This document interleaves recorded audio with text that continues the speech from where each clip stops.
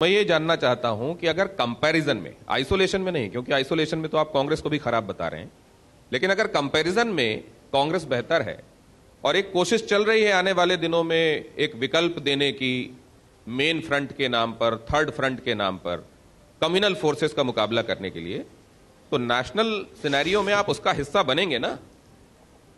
Sir देखिए, भारत की राजनीति में अगर कोई अछूत है, कोई पॉलिटिकल अनटचेबल है, तो उसका नाम असदुद्दीन ओवैसी है।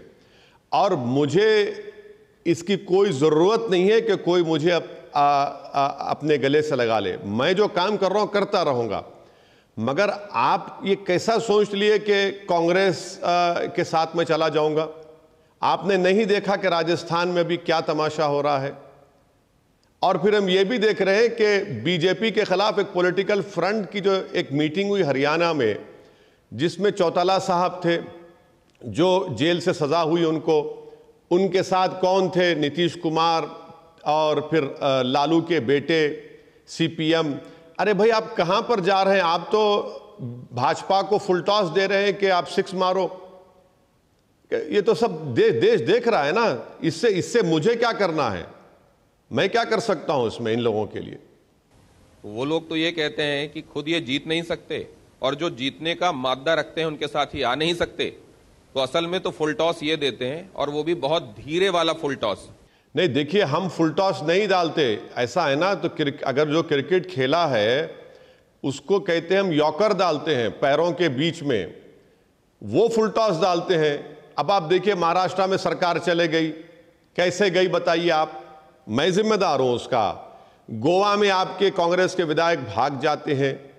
हाँ, तो ये इनको सोचना चाहिए ना। आप लोग कर रहे हैं काम। अच्छा, एक बात बताइए, क्या मैंने अपनी पॉलिटिकल लाइफ में कभी भाजपा के साथ सत्ता शेयर की? नहीं की।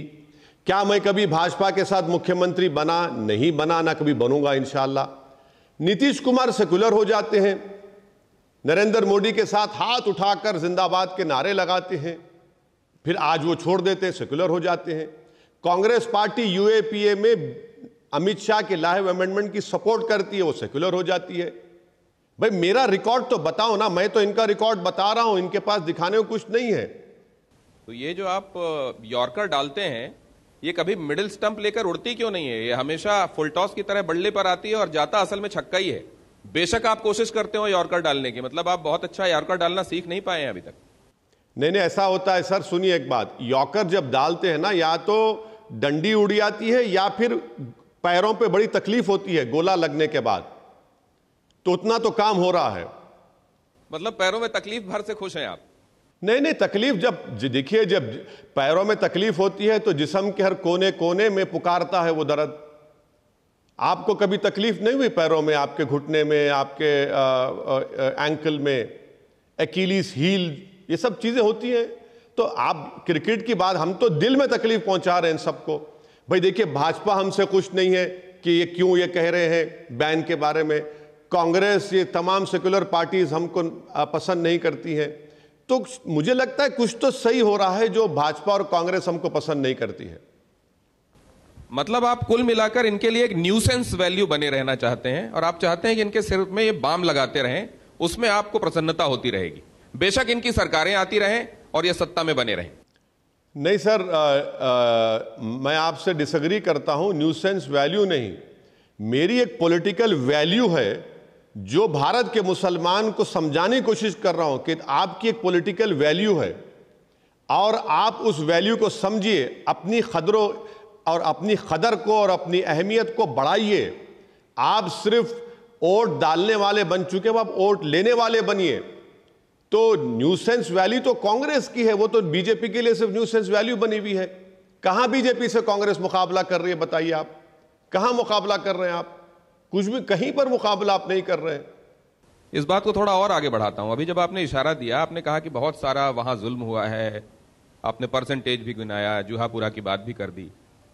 सब लोग ये देखते हैं कि असदुद्दीन ओवैसी इतने दिनों से पॉलिटिक्स कर रहे हैं, लेकिन वो हिंदू मुसलमान से ऊपर नहीं उठ पा रहे हैं, और उसमें भी मुसलमान की बात वो करते हैं। कभी भी हिंदुओं के राजा दिल के नहीं हो सकते, वो ना हिंदुओं के लिए सोच सकते, केवल दिखा सकते हैं अपनी बातों में। नहीं नहीं, देखिए इस देश में तो जो 2019 में जो आंकड़े आए, CSDS का आंकड़े आए कि बीजेपी को 37% हिंदू वोट मिला।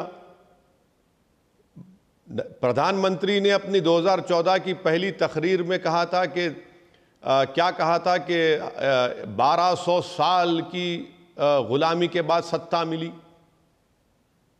फिर प्रधानमंत्री ने कह दिया कि कपड़ों को देखकर पहचानो। प्रधानमंत्री का स्टेटमेंट है कि खबरस्तान, शमशान, ये रमज़ान, ये सब कौन बातें कर रहे हैं? 80-20 की बात कौन किया उत्तर प्रदेश के चुनाव में, बताइए आप। लोग ये कहते हैं कि अगर वाकई सबकी सोचते, हर किसी को जो वंचित है उसके बारे में सोचते, जाति नहीं देखते, केवल इंसान देखते, तो पार्टी का नाम ऑल इंडिया ही काफी था, फिर इत्तेहादुल मुस्लिमीन आगे लगाने की जरूरत नहीं पड़ती। देखिए, मैं फिर आप मेरे ख्याल से ये आपके साथ मेरा कई इंटरव्यू माशाल्लाह हुए और इंशाल्लाह ज़िंदगी बाकी रही तो फिर आप हमारा इंटरव्यू करते रहेंगे।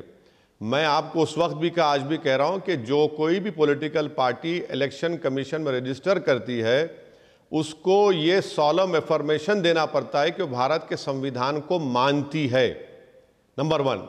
दूसरी बात यह है कि जब आप मेरी पार्टी के नाम से आपको या दूसरों को तकलीफ हो रही है तो शिवसेना के नाम से तकलीफ क्यों नहीं हो रही है, अकाली दल के नाम से तकलीफ क्यों नहीं हो रही है, डीएमके, ऑल इंडिया AIDMK के नाम से तकलीफ क्यों नहीं हो रही है, TRS के नाम से तकलीफ क्यों नहीं हो रही है, तेलुगु देशम के नाम से क्यों तकलीफ नहीं हो रही है?